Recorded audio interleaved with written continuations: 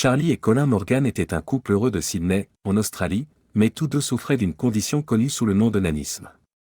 Ils voulaient fonder une famille et avoir des enfants, mais les médecins les avaient mis en garde contre cela car leur condition pouvait entraîner des complications.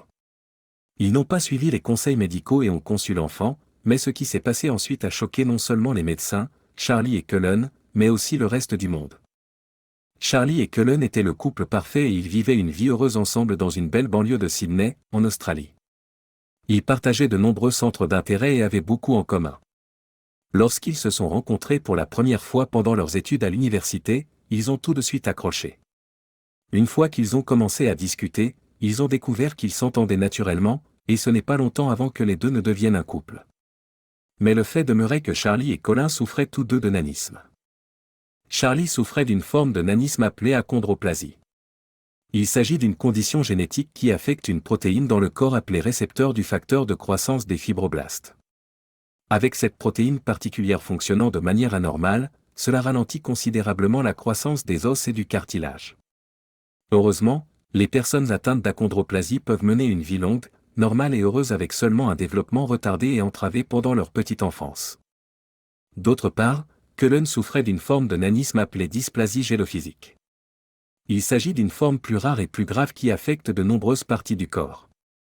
Elle affecte le plus souvent les os, les articulations, le cœur et la peau, et c'est une condition progressive, ce qui signifie qu'elle continue à se développer tout au long de la vie de la personne. Parce qu'elle affecte le cœur et les poumons, environ un tiers des bébés souffrant de dysplasie gélophysique meurent avant l'âge de 5 ans.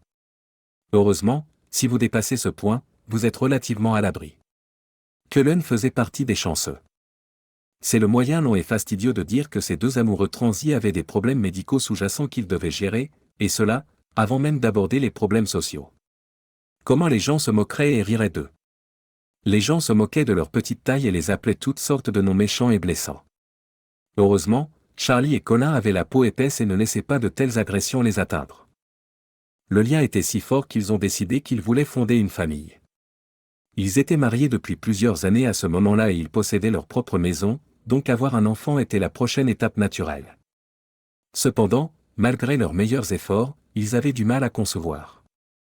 Le miracle de la vie est encore largement un mystère, et même s'il n'y avait rien de mal avec les ovules de Charlie ou les spermatozoïdes de Cullen, le but de tomber enceinte leur échappait toujours. Le couple a décidé qu'ils devraient consulter leur médecin.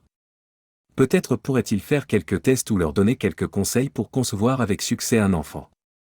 Mais lorsqu'ils sont arrivés à l'hôpital, ils ne s'attendaient pas aux nouvelles qu'ils ont reçues. Le médecin déconseillait fortement au couple d'avoir des enfants.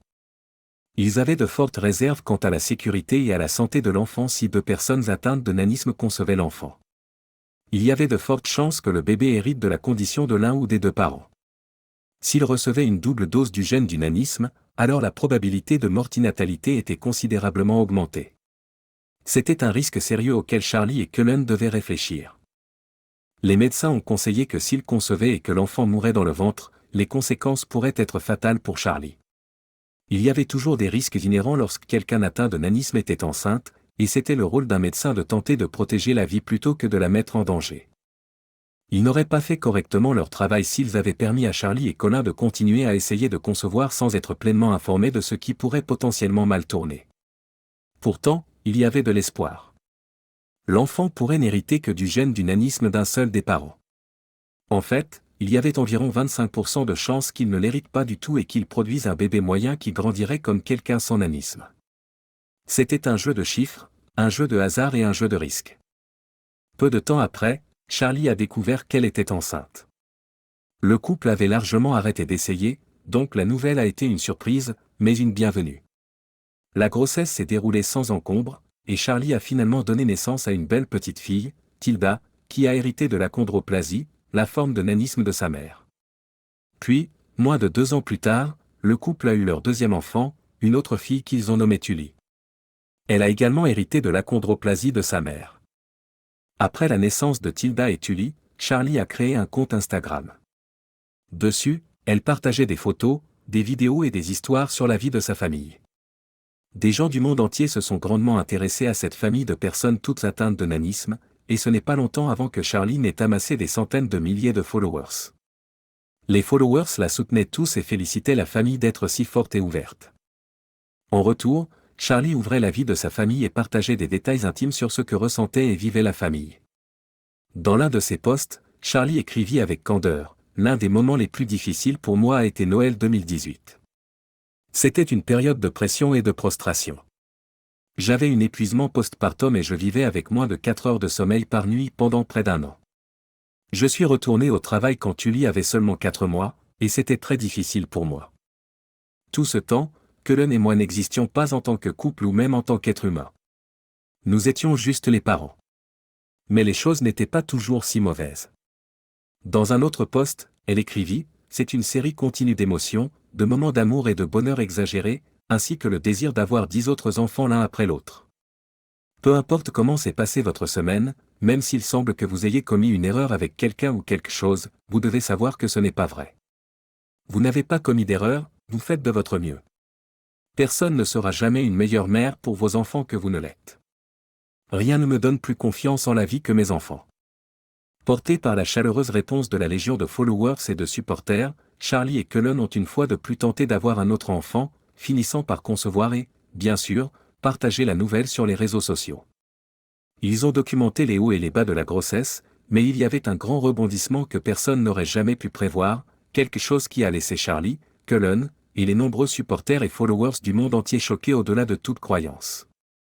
Le troisième enfant était miraculeusement complètement exempt de nanisme. Il n'avait hérité du gène du nanisme ni de sa mère ni de son père. Cela signifiait que malgré toutes les chances, le troisième et dernier enfant était complètement en bonne santé et grandirait jusqu'à une taille normale. Un jour, il dépasserait ses parents. Tout le monde a été choqué par la nouvelle, beaucoup croyant à un miracle.